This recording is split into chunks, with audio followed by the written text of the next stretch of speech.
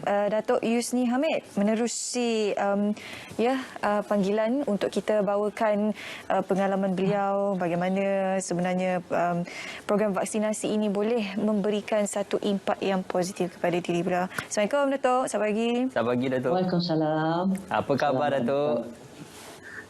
Alhamdulillah. Alhamdulillah sihat hari ini. Datuk dah dapat suntikan dos pertama vaksinnya. Bila? Saya sudah pun dapat vaksin yang pertama pada 21 hari bulan yang lepas, 21 Jun, pada seminggu yang lalu. Alhamdulillah. Okey. Macam mana? Kongsi sikitlah pengalaman dengan Protestant Pagi Malaysia hari ini mendapat suntikan dos pertama tu. Saya rasa sampai hari ini saya tidak ada alahan apa-apa, alhamdulillah. Bila lepas dapat vaksin yang pertama tu kan. Cuma masa kita pergi tu agak ramailah. Sebab saya dapat vaksin tu saya kena pergi di Dewan Alwi di Frim. Di Kepong di Kepong atau di Dewan Alwi, ada orang sebut Dewan Alwi Gombak. Alhamdulillah. Alhamdulillah. Yang berbahagia Datuk, untuk program ataupun proses pendaftarannya itu siapa yang membantu? Apakah pendaftarannya dilakukan sendiri oleh Datuk ataupun ada mungkin anak-anak atau ahli keluarga yang membantu? Kita ni sebagai veteran ni taklah pandai sangat. Jadi anak yang menolonglah, selalu Hani yang menolong daftarkan. Kita daftar dulu dalam bulan Mac. Cuma kita dapat buat dalam bulan 6. Kira lama jugalah. Jadi saya harap semualah warga-warga ni kan jangan kata selalu menggunakan MySejahtera tu, selalu semak bila kita akan mendapat tu mendapat buat vaksin lah. Apa sebenarnya perkara yang memberikan keyakinan kepada Datuk untuk mendapatkan suntikan vaksin? Sebab kita tahu masa mula-mula vaksin ini diperkenalkan, ramai mereka yang mungkin kata dengan Datuk kurang kepercayaan tentang vaksin. Jadi Datuk antara yang bertuah, antara yang terawal, yang yakin dengan vaksin ini. Jadi apakah perkara-perkara itu mungkin boleh dikongsikan bersama rakan-rakan dan juga Protestant Pagi Malaysia untuk memberikan galakan kepada mereka turut menerima suntikan vaksin? Pada awalnya memang memang kita dapat tahu ramai yang berasa ragu-ragu untuk mendapatkan vaksin. Tapi saya kira kalau untuk sampai ke saat ini, saya rasa memang perlu untuk kita mendapatkan vaksin. Maknanya semualah rakyat Malaysia kan, janganlah orang kata tu ragu-ragu, banyak sentiasa menggunakan, jangan selalu mendengar berita palsu. Pada awalnya kan memang kita banyak mendengar berita-berita yang macam-macam ya, untuk menjadikan orang tu merasa sangsi untuk mendapatkan vaksin. Tapi sampai hari ini saya kira banyak yang sudah mula orang kata tu berlumba-lumba untuk mendapatkan mendaftarkan diri dan sentiasa menyemak MySejahtera bila akan mendapat tarikhnya. Dan bila dah dapat tarikh tu selalulah periksa, jangan kata sampai terlepas tarikh untuk mendapatkan vaksin tu. Kerana dia amat-amatlah saya rasa memang perlu untuk kita mengambil vaksin pada saat ini. Ya, yang berbahagia Datuk, mungkin ramai peminat-peminat yang berbahagia Datuk merindui suaranya yang sudah lama tidak kedengaran, mengalunkan lagu, melantunkan irama dendangan yang selalu didendangkan oleh yang berbahagia Datuk. Dan kalau sebelum pandemik ini juga kita sedia maklum yang berbahagia Datuk selalu dalam acara-acara kerajaan ataupun majlis-majlis yang menyebabkan majlis-majlis diraja ataupun majlis-majlis formal untuk membuat persembahan. Jadi bagaimana pandemik ini juga memberi kesan kepada perjalanan seni dan juga perjalanan yang berbahagia Datuk sebagai seorang yang bergelar penyanyi?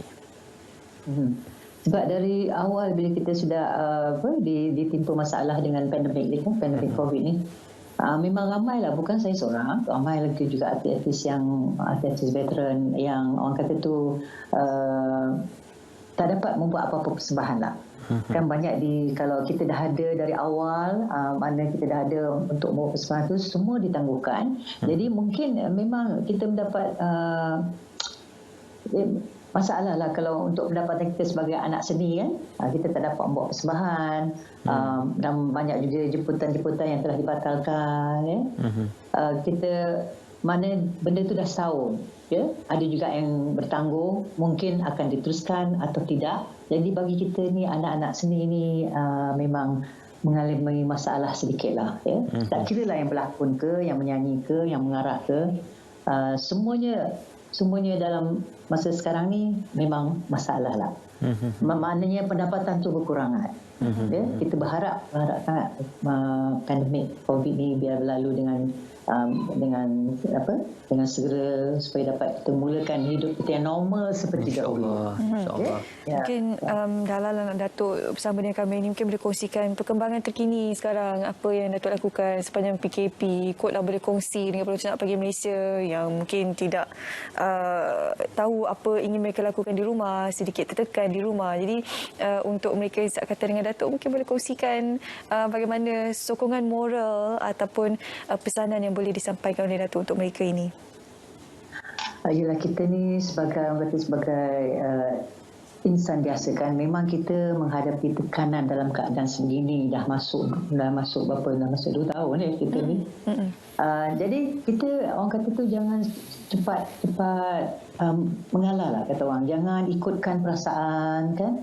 Kita sebagai orang veteran dah 60-70-an ni, insya-Allah masih orang kata tu dapat mengawal perasaan kita, walaupun kita ni kadang memang ada masa-masanya kita juga bersedih. Kita tengok kat luar tu tengah nak hujan, gelap kan, anak cucu pun tak berapa nak dapat rapat datang macam biasa kan, boleh kita masak-masak bersama. Jadi apa yang kita lakukan selain apa yang kita wajib lakukan hari-hari, orang kata tu selain daripada kita mengaji, maksud saya sekarang ni saya banyaklah orang kata tu orang kata duduk rumah tu tak ada apa nak buat, jadi memunggah. Mana barang-barang lama pun banyak yang kita jumpa, kita kumpulkan. Sebab saya memang selalu membuat kerja-kerja kebajikan sebagai NGO. Jadi kalau dulu tu kita perlulah apa-apa saja. Barang-barang elok tu kita kumpulkan. Jadi saya pun sekarang banyak membaca, ya. Mana-mana yang kita terlupa lama-lama tu kita jumpa. Alhamdulillah, mana-mana dapat memotivasi kita lah, perasaan jangan kita ikutkan sangat. InsyaAllah. Ya. Yang berbagi Datuk, kalau sebelum ni kita tahu yang berbagi Datuk ada kumpulan marhabannya bersama sahabat-sahabat artis, bersama rakan-rakan artis ya, yang berbagi Datuk. Jadi mungkinlah kita memang ada. kalau tak ada COVID-19 ni, memang kita boleh kata sentiasa ada jemputan. Tak ada 2 kumpulan marhaban, satu terdiri daripada artis-artis veteran yang saya kira ramai daripada kalangannya sudah pun mendapat vaksin. Yang saya tahu sejauh ni alhamdulillah tak ada yang mengalami apa-apa, ya. Ada yang baru dapat yang pertama, yang kedua akan datang, yang saya pun insya-Allah yang kedua ni pada 12 hari bulan Julai ni. Kita punya marhaban tu memang selalu sibuk. Bila kata setiap minggu ada jemputan, kita rindulah semua tu. Ya. Kita rindu semua untuk bermarhaban, bernasyid dengan kawan-kawan, selain daripada kita menyanyi buat persembahan. Kot marhaban dalam talian ke tak ada tu?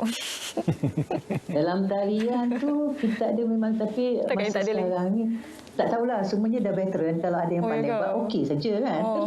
Bolehlah cadangkan InsyaAllah.